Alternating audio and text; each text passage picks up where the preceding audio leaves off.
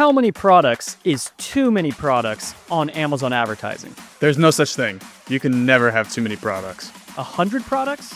No. 1,000 products? Even better. Over 100,000 products? Okay, that might be too much. Or is it?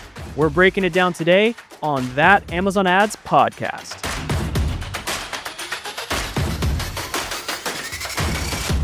All right, you guys, I hope you are thoroughly confused from our introduction, having absolutely no idea what we mean by is 100,000 products too much, or is it?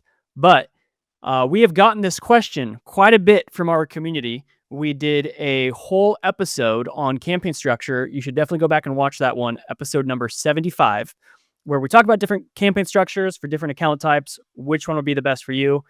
From that, though, we have had endless questions on these really massive catalog scenarios when people have hundreds of thousands of SKUs and which campaign structure is best for them. I felt like we kind of answered that a little bit in episode 75, but we figured it would be really good to just dive into a completely dedicated conversation to these massive catalog accounts so that we can address a lot of the nuances involved there. But before we dive in, we were just looking at our subscriber count and how many people have been watching our videos that have subscribed versus not subscribed. And you'll see from this screenshot, half of the people watching our videos have not subscribed. So if that's you watching our videos and you haven't yet hit that subscribe button, please do, because it helps us out and allows us to continue making content like this. So Andrew, what types of accounts are those that end up having these massive catalogs? Products, like it definitely falls into particular categories. I think the average is probably somewhere around like 100 to 200 if I had to guess. And most of the accounts that I've worked on are within that range. But there are some accounts out there that have hundreds of thousands, and they usually fall into a handful of categories like apparel, you've got car parts, art, decor, that type of stuff, where you just have a whole lot of variations of products. I actually have one client that's like this. They sell apparel. They have different sizes, different colors of all of the different products. That adds up to like 30,000 different SKUs. So yeah, there's definitely accounts out there that have very large SKU counts, and they can be a little bit difficult to deal with at times, just understanding what needs to be promoted, what doesn't, what are you advertising, what are you not. And most people might be thinking like, why would you not just advertise everything, right? Because it's makes sense. Like you want to get all of your product exposure out there. But Stephen, why don't you tell us a little bit about, some of the reasons why you wouldn't necessarily want to just advertise every single product in these really large SKU count accounts? Yeah, with a lot of decisions that you have to make on Amazon as an advertiser come down to essentially I don't know if risk reward is the right way to phrase it, but like a cost benefit analysis of, the more granular you try to get with your campaigns, how much more actual value are you getting out of that additional granularity versus how much is it costing you to maintain it, to create all kinds of workarounds. And sometimes it can also actually just hinder performance. So the benefit is actually negative. So when it comes to these massive catalogs, I've seen some people where, they try to get crazy with it. They try to do single product campaigns for hundreds of thousands of SKUs. And that's just going to create a lot of complications on your end for managing bids and budgets efficiently. Your data becomes extremely thin spread. So you never really have any good data confidence on any individual data point, which is just a nightmare to deal with. But even if you're trying to consolidate some things a bit, and let's just say you have, 500,000 SKUs, and you're just going to do like one auto campaign that's maybe a catch-all, and then one manual campaign that's also like a catch-all. All right, so you're trying to keep things simple. Well, even with those 500,000 SKUs in just two separate campaigns, that's going to create in your advertised product reports 1 million rows of data, because every single product in each campaign is going to get its own row. And when you start to get to millions of rows of data in these Amazon reports, Amazon is frequently going to break when you're trying to generate an advertised product report. If it is able to successfully download that report for you, your Excel or Google Sheets is going to crash on trying to open that. It's possible. Like I've opened Excel files with like over a million rows of data, but Amazon has to like split it out into two tabs because I think the limit is like 1.2 million on one sheet. So it's going to like create a second sheet. So the data is already starting to get broken up. You can't see it all on one thing. And even on those sheets, a lot of times they're breaking, they're crashing. You've got to have like a super powerful computer to be able to handle it. And then if you're using something like Ad Labs, which is meant to show you all of your products in a single view, just like Google Sheets would, a lot of times your browser is going to crash when you try to open that just 'cause it's too much data that's being cached in the browser. And so even we've had to limit the number of rows that we can display for some of these accounts just because it's just things start to struggle to process all of that data. So the other thing is that you just don't really need it. Like one of the people we were talking to lately had 120,000 products that had like 5 campaigns per product. So they had, you know, over 500,000 rows of data and they were spending $2,000 a month. So $2,000 divided by 500,000 rows is an average of half a penny per advertised product. And bear in mind, when we talk about the number of advertised products, it's not the same as the SKU count. It's your SKUs times how many ads you have it. So if it's in a manual campaign, an auto campaign, another manual campaign, that would be 3. So you have all of those problems that are just they make it extremely complicated to properly manage and analyze the data. And then you can also run into this problem that we call death by thousand cuts, which is just when you have a ton of really low data, there's nothing with enough data confidence to optimize on its own. You just never have that data confidence, but cumulatively it all adds up to some really big wasted ad spend. So you can watch episode 91 on that, which is the death by thousand cuts episode, which is more talking about having way too many keywords. But that same principle and concept can certainly apply here to having way too many advertised products. 100%. All very insightful details and thought, provoking things that you have to kind of think through as you're starting to strategize how you can actually set up these accounts with this many SKUs. So we have a few rules of thumb. We have a few tips for you to help you think through exactly what's going to work best for accounts like this. And number one, I would say you just really got to be organized when you're dealing with 500,000 products, 100,000 products. You have to be really diligent about keeping a cohesive structure in place. Like you can't have inconsistent naming conventions throughout the account. You can't have like, different products showing up in all kinds of different campaigns. And without a real strong organization to the account, it's going to make it really difficult to deal with. It's going to make it hard for you to really understand what's going on in the account without that. So you got to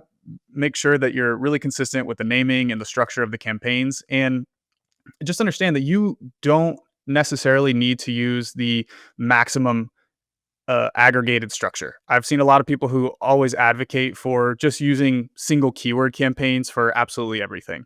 And in this scenario where you have this many products, that logic and that practice really starts to break down because you're going to, again, run into that issue where you have way too many rows of data. There's even softwares out there that promote just single keyword campaigns for everything. And this is really where it starts to not work super well. So, whenever it comes to setting up your campaign structure for large product accounts, you really have to deploy what we would call a hybrid structure. You shouldn't be solely setting up your campaigns with single keyword campaigns. You shouldn't solely be using single product campaigns, even though we really advocate for those and they're a great practice.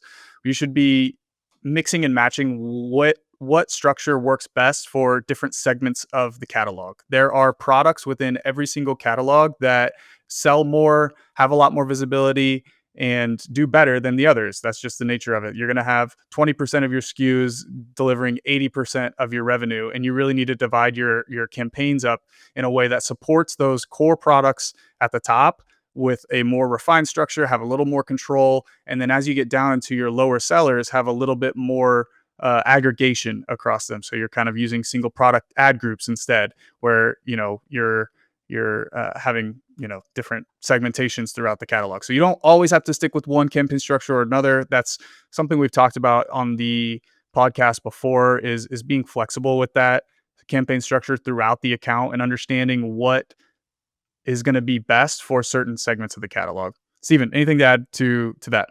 Yeah, Andrew, you said it well. What I would kind of propose as a general rule of thumb, so, take it, adapt it, don't just, this is not gospel, but it's a general rule of thumb.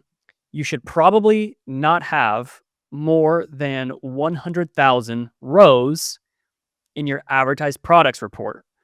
And even then, that would kind of, you should really only have that many rows if you have a massive budget. So just to like, maybe, yeah, to dive into that a bit more. First of all, when we say rows in those advertised product reports, what we mean is products times the number of ad groups each product is in. So if you have a product and so yeah, if you have a product and you're putting it into multiple ad groups, so you have like your manual campaign and you're doing an exact match ad group, a broad match ad group, and a phrase match ad group. Okay, you now have 3 rows of data in these advertised product reports. And that's just, you're gonna have to start aggregating some stuff, because if you do have 100,000 advertised product rows, and let's just say you're spending $1 per month on each of those rows, that's $100,000 per month of spend that you should be, even if you're spending 100K a month, which is like a good sized account, $1 per 30 days of data is not actionable on any of those things.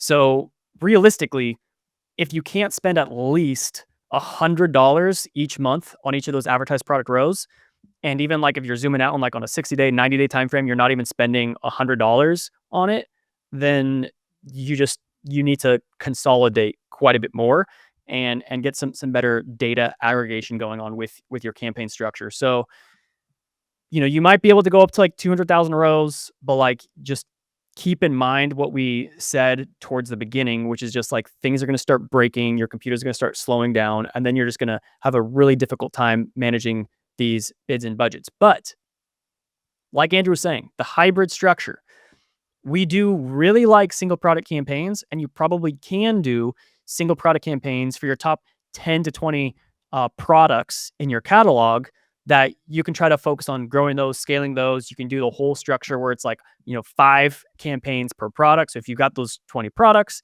you can have all 5 campaigns, which is usually auto campaign, manual broad and phrase match campaign, manual exact match campaign, and then product target expanded and category targeting, and then product targeting exact. So you can do that full structure for those 5 or those 5 campaigns, those top 20 products. That's 100 campaigns that you're going to get going. There are 100 advertised product rows, and from there you can do some keyword harvesting. You can maybe even throw in a small handful of single keyword campaigns if they're really that important. And then the next phase for products like from the 20th top selling product to like maybe the 500th top selling product, those ones you can just consolidate into just like one auto campaign, one manual campaign.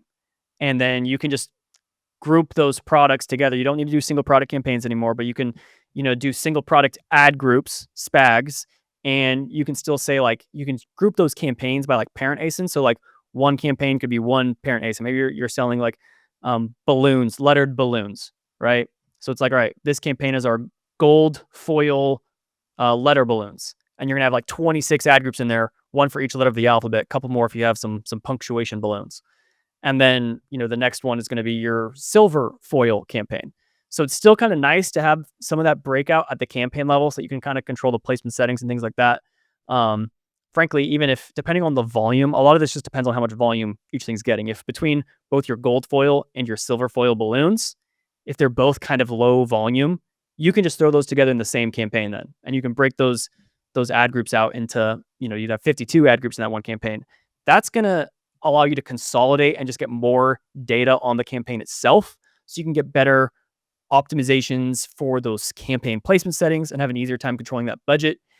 And frankly, you don't even probably really need to do the SPAGs. Like because if people are searching for like golden A balloon, and that's in the same like ad group as like all the other, like if you just have them all together in one ad group, then Amazon's naturally going to like promote the most relevant product from within that ad group, so you can even group them together in those ad groups. And then for products like 500 to 5,000, so like, now we're getting to like a bunch of low volume products, you can just set up a couple catch-all auto campaigns, and you can, do single product ad groups within that, or just, group them together within that.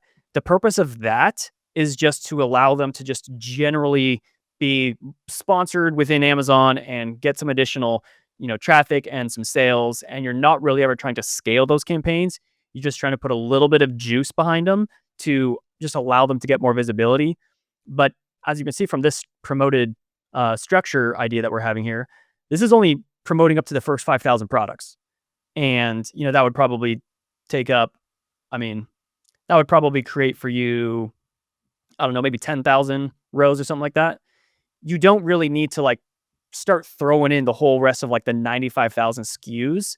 You can, but it's probably not going to make that big of a dent on your total sales and could just potentially blow up your ad spend and make it really difficult to manage. Yeah, very well said. I mean, you hit the nail on the head when you said that you don't have to be as concerned about making sure you have maximum granularity and control whenever you're dealing with these large SKU accounts, because Amazon is good at pairing a customer search to the right product and putting the right product in front of the right search. So you can have those mixed product ad groups. You obviously want to have some segmentation just to kind of make it make sense and have similar products and similar ad groups. So they're kind of still going after the same terms and all that type of stuff. But Amazon's really good about finding those proper products to put on the right search. One other thing too, you mentioned around not promoting the full catalog. A lot of times in these big SKU accounts, they are, like I said, apparel brands that have multiple sizes, multiple colors. What you can do is just pick out the main hero SKU, or maybe it's like 2, 3, 4, 5 SKUs, something like that, and just promote those. So then, yeah, you may still have like 100, 200 different variations within a parent, but you want to put your best foot forward and put the right product in the ad, and make sure you're just promoting that one main product that's the main seller anyway. So that kind of brings down the overall number of advertised products anyway. There are certainly going to be edge cases like car parts and things like that, where it's like very specific, where you maybe wouldn't be able to do that. But yeah, just pick the one or a handful of hero SKUs within the parent and just kind of focus on promoting those. Yeah, and something else that's worth mentioning, just because I've worked with a couple dozen accounts like this that just have massive catalogs. And in every example I've seen of these massive catalogs, it is never, ever the case where their whole catalog has volume and, good numbers of ratings and reviews and stuff. Usually 95% or more of the catalog has 0 reviews. So it's like they don't have a ton of reviews. So the conversion rates are going to be lower anyways. So you're going to have like really low bids, really low budgets, all these types of things, which just is very difficult to manage effectively at scale when you have too many campaigns. Because if you do have like, maybe let's just say your advertising budget is $10,000 and you've got 100,000 SKUs. Okay. And you put them into single product campaigns, whatever. With $1 per campaign, you're already budgeting, your daily budget is $100,000. So you just can't even manage like the total advertising budget. Yeah, I know that you can use like Amazon's sponsor product budget settings, whatever, but like hopefully you're starting to realize the point that it's difficult to manage, and most of your products have such a low conversion rate. And also the traffic that they normally are picking up on for those products, they're usually like, if it's part of your catalog and it is driving sales, like some sales, like a few sales a month, whatever, and all that adds up at scale, obviously. But a lot of those products where the sales are coming from is not a super competitive category. Like I bet you your catalog is not protein powder, and you're not trying to compete with like one of your 100,000 SKUs is trying to compete in the protein powder, and you have no reviews. Like you're probably in these other super fringe categories. Like that's why like car parts, accessories, things like that, where people are searching super long tail search terms for, yeah, I want to find, this specific size.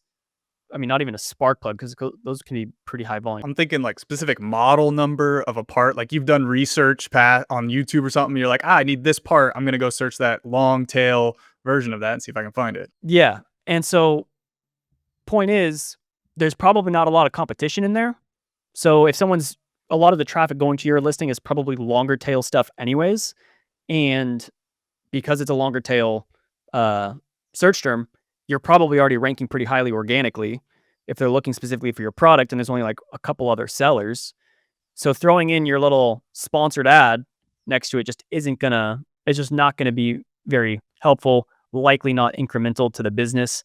And so if you just like shut off those ads, you'll likely still be getting those same sales and just not paying the platform tax to get that traffic. So Yeah, definitely. Just sometimes it's just a unnecessary overcomplication of things to try to advertise everything, and can create a lot of bottlenecks within workflows to really start to break everything out super granularly. so in general, those catch-alls are going to be your best friend. So you can have a bunch of different catch-all campaigns, which are just like basically auto campaigns where you're throwing huge amounts. You can be throwing like 1,000 products or something into each campaign, into each catch-all. You can break out each catch-all. So it's like these are going to be like our Honda Civic parts, and you've got like 1,000 ad groups in there naming each of the different parts. Probably don't even have to do separate ad groups, but you can. And then you got your other campaign that's for your Toyota 4Runner parts, whatever. So you can break out the campaigns like that, so you have some level of like similarity of what's going on in that campaign. So you're also clear on your naming system and where everything lives. And you can promote probably up to, if you want to be crazy, you can probably have up to 90,000 products in those catch-all campaigns. Maybe you're going to break it out into like you're going to have 50 different catch-all campaigns, and your 90,000 products are like dispersed between those catch-all campaigns. Most of those are just a bunch of really low volume products. You just want to get a little extra juice to them, a little extra visibility. But then you only want to be trying to do like a single product campaign for products that actually have like 20, 50 reviews and like 5 stars. And you've done some work on the SEO. You've optimized those listing images. They're going to be a bit more competitive. They're doing more volume. And so those are the ones where you can get a bit more granular with your advertising strategy and, try to actually grow and scale those ones with harvesting and everything like that. But with everything else, just the volume's way too low to exercise any normal harvesting strategy, and single keyword campaigns and trying to balance exact match, broad match. It's just really not necessary, and it is not worth the payout to how much effort's going to be involved to set up and maintain that. Yep, very well said. Now, for everybody that's listening, make sure you leave a comment. Make sure you like, subscribe. Let us know what you thought of this episode. If you have any other ideas for other episodes we should do coming up, if you have any topic requests, throw them down there in the comments. We'll look at every single one of those. And we'll see you next week on That Amazon Ads Podcast. See ya.